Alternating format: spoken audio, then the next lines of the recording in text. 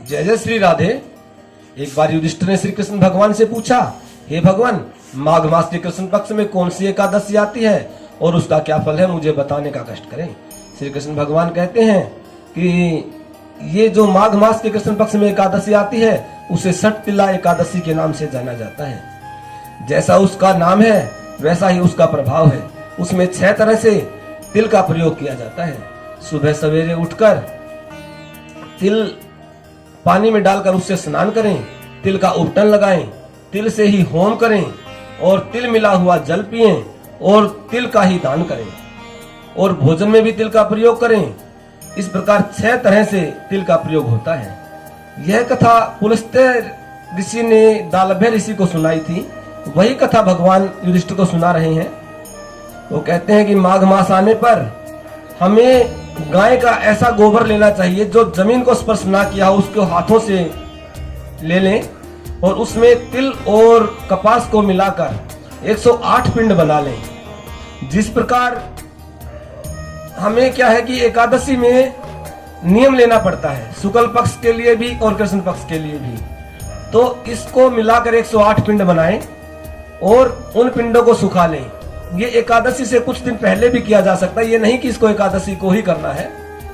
वो बनाकर सुखा लें और मनुष्य को चाहिए कि वो काम, क्रोध, लोभ, अहंकार, चुगली इत्यादि को छोड़कर भगवान का सुमिरन करते हुए उसके 108 पिंड बनाएं।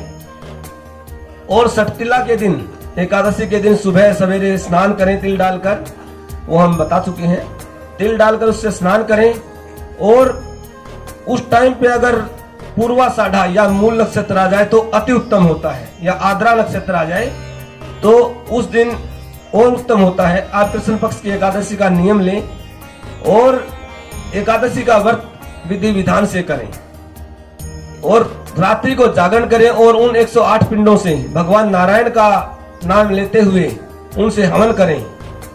तो इस एकादशी करने का पुण्य अनेकों गुना बढ़ जाता है। यह पापों को हरने वाली एकादशी है, पापियों को मोक्ष देती है। इस एकादशी को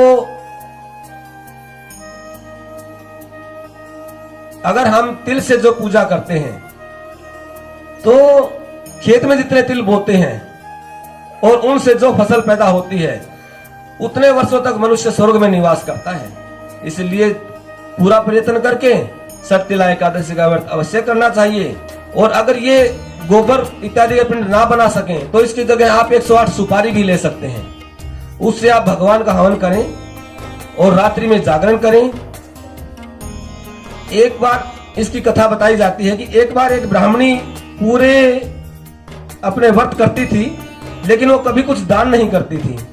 तो भगवान ने सोचा कि ये व्रत करके तो इसने अपने शरीर को सुखा लिया है परंतु इसने कभी दान नहीं दिया है, तो मैं जाकर एक बार इसकी परीक्षा लेता हूँ।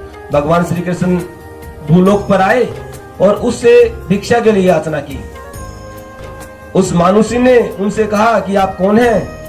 भगवान श्री कृष्ण कहते हैं मैं तो एक भिक्षुक हूं और भिक्षा लेने आया हूं। उसने गुस्से में आकर कहा कि मेरे पास कुछ नहीं है और उसने सिर्फ एक मिट्टी का ढेला भगवान की झोली में दान कर दिया। जब समय आने पर वो अपनी उम्र पूरी करके भगवान के धाम पर गई तो वहां जाकर उसे व्रत का पुण्य इतना था कि उसे सब सुखों की प्राप्ति हुई, लेकिन उसने दान नहीं किया था। इस वजह से वहां जाकर उसे सिर्फ खाली मकान मिला, उसमें खाने के लिए अन्न इत्यादि कुछ नहीं मिला। वो वहां देखकर हैरान हो गई और वो भगवान के पास जाकर कहने लगी, हे प्रभु, मैंने तो बड़े व्रत किए हैं, ऐसा क्या पाप हुआ है जो मुझे यहाँ पर खाने के लिए भोजन इत्यादि नहीं मिल रहा? भगवान कहते हैं कि तुमने कभी कुछ दान नहीं किया, ये उसी का प्रभाव है। इसलिए हमें एकादशी के दिन और द्वादशी के दिन भगवान श्री हरि की पूजन करके दान अवश्य करना चाहिए। भगवान ने उसे उपाय बताया कि जब तुम ऐसा करो कि दरवाजा बंद करके बैठ जाओ और देवांगनाएं जो देवताओं की पत्नियां हैं वे तुम्हारा दर्शन करने के लिए आएंगी और जब वो तुम्हें दरवाजा खोलने के लिए कहे तो तुम उनसे कहना कि आप मुझे षटतिला एकादशी का महात्म्य बताइए, उसके बाद ही मैं अपना मुख आप लोगों को दिखाऊंगी। श्री हरि के कहे अनुसार देवताओं की पत्नियां वहां पर उसका मुख देखने के लिए आई। उसने वैसा ही किया कि मुझे षटतिला का महात्म्य बताइए, जब ही दरवाजा खोलूंगी। तो देवताओं की पत्नियों ने उसे सटतिला का महात्म्य बताया और उसके कुछ दिन बाद सटतिला एकादशी की तिथि आ गई और उसने उसका व्रत विधि विधान से किया। जैसे उसने व्रत किया तो उसके प्रभाव से उसे धन धान्य और अन्न सब कुछ वहां पर प्राप्त हो गया। इसीलिए इस एकादशी का व्रत पूर्ण प्रयत्न करके अवश्य करना चाहिए, जिससे हमारे जीवन में सुख शांति का अनुभव हो। और दान अवश्य करें, जिससे हमें परलोक में जाकर भी बड़े आनंद की अनुभूति हो। और इस कथा को जो दिल से सुनता है वो अग्निष्ठोम यज्ञ का फल प्राप्त करता है। बोलो श्री कृष्ण भगवान की जय। हर हर महादेव, हर हर महादेव।